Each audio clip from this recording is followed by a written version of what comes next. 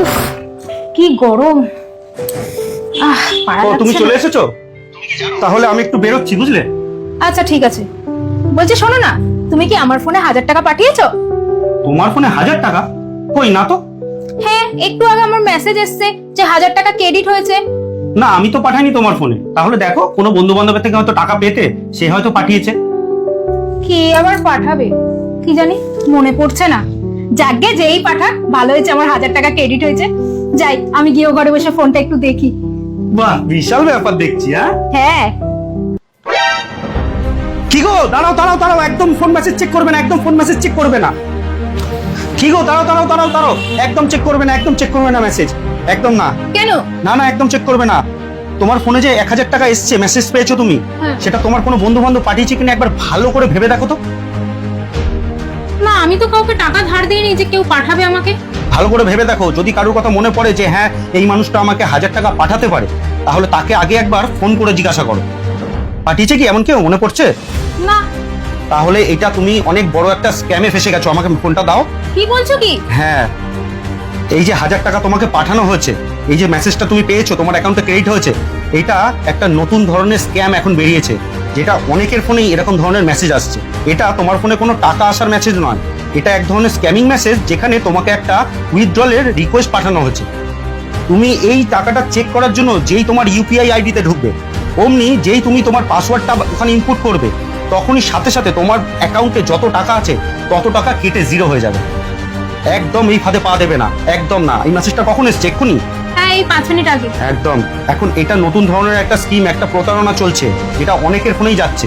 যখন জানো না, জেনে রাখো খুব ভালো করে, আর যত বন্ধু বান্ধব আছে সবাইকে বলে রাখবে। তাহলে এখন আমি কি করব? এর থেকে বাঁচারও একটা উপায় আছে, আমি তোমাকে বলছি, শোনো খুব ভালোভাবে।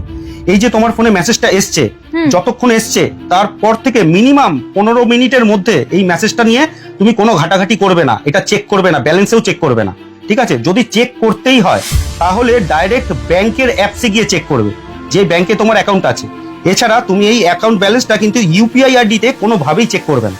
যেই তুমি অ্যাকাউন্ট চেক করতে যাবে, তোমার ব্যালেন্স জিরো হয়ে যাবে। এখন তোমার কি করণীয়? এখন তোমাকে এই মেসেজটাকে মিনিমাম 15 মিনিট পর ওপেন করতে হবে, খুব কম করে 15 মিনিট, তার বেশি সময় হলে খুবই ভালো হয়।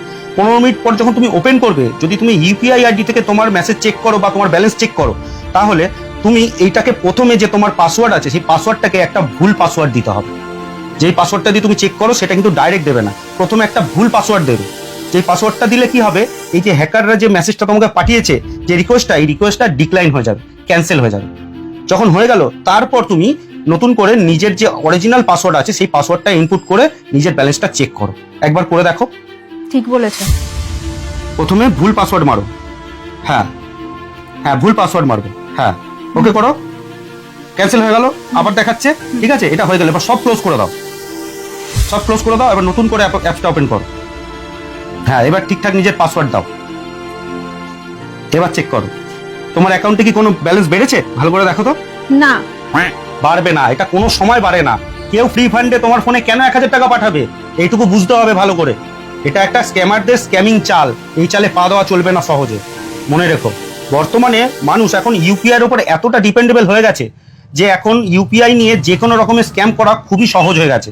তো সুতরাং এই ইউপিআই ইউজ করার সময় মাথা খুব সাবধানে আর খুব ঠান্ডাভাবে ইউজ করতে হবে।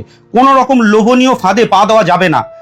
আর আপনারা সবাই প্রত্যেকেই অনেক সাবধানে, অনেক মাথা ঠান্ডা করে ইউপিআই ইউজ করবেন, কারণ বর্তমানে এই ইউপিআইতে এখন প্রচুর পরিমাণে স্ক্যামিং বেড়ে গেছে।